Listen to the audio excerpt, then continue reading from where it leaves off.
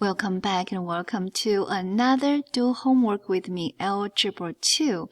We're going to solve quadratic equations by factoring. Before we get started, let us thank God for the wisdom He's about to give to us generously without reproach to anyone who prays without a doubtful mind. In Jesus' name we pray. Amen. Alright, the first one is x squared minus 9x plus 20 equals 0. Before this video, we graphed a quadratic function, and now we're going to solve quadratic equations.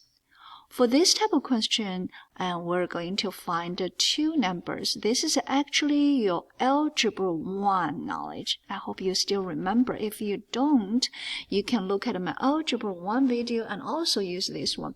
So you'll find two numbers when I multiply together, you're gonna become 20. Okay? Alright. When you add it together, it's gonna be negative 9. Okay, so think about these two numbers. What do you have? Okay, did you see I tried? I found a negative 4, negative 5 will work. Okay, all right, good. They will work because negative 4 times negative 5 is positive 20, and add together is negative 9. Very good. So your next step is you found these two numbers and you copied it down. And you put them right here. And then you start to use a concept called the zero product property. Zero product property says if two numbers, A and B, times each other equals 0, then either A is 0 or B is 0. So by this property, we know either this is 0, x is 4, or this is 0, x is 5. We call it all done. Let us continue. In Algebra 1, we learned that you have a rule, look like this. So if you have A plus B, that's your binomial times A minus B, you do not have to use a FOIL. You do not have to use a box method. You do not have to use vertical multiplication. You can simply say, okay, the answer is A squared minus B squared. Why? That is a special rule of binomial, the multiplication of the sum, and the difference. So that's when we learned how to multiply them. When you factor, you go this direction. So you come here to look at this. This is indeed the first quantity squared minus the second quantity squared. Therefore, you can write them as a first quantity, second quantity, first quantity, second quantity, add and subtract, and copy down equals 0. Once again, we can start to use zero product property. So this is 0, gives me x is negative 3, or another scenario that gives me x is 3.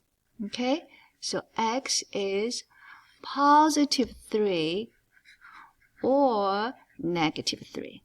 Okay, let us continue.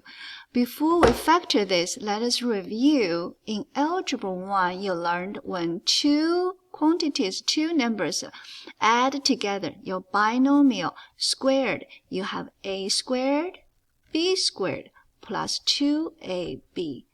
When it's minus, you have A squared, B squared, minus 2AB.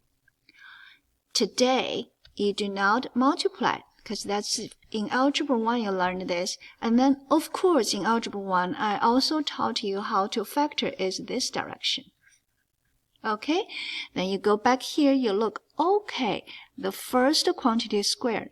This is the second quantity squared. And in the middle, it is indeed 2 times y times 8 gives me 16y. And it's add. Therefore, when I factor it, I can factor as y plus 8. open close parenthesis squared. Don't forget, copy down your 0. Now, this is actually y plus 8 equals 0. Therefore, we will only have y plus 8 equals 0, y equals negative 8 as our answer. And we are done with this one. Alright, this is our last practice. Remember, the rule is this. From here, we can factor as a minus b open close parenthesis squared. You come here to check first quantity squared.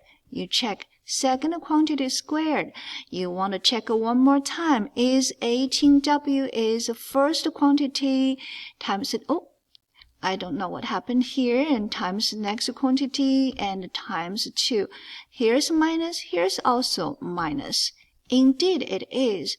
Therefore, you can write as w minus 9 open close parenthesis squared equals 0.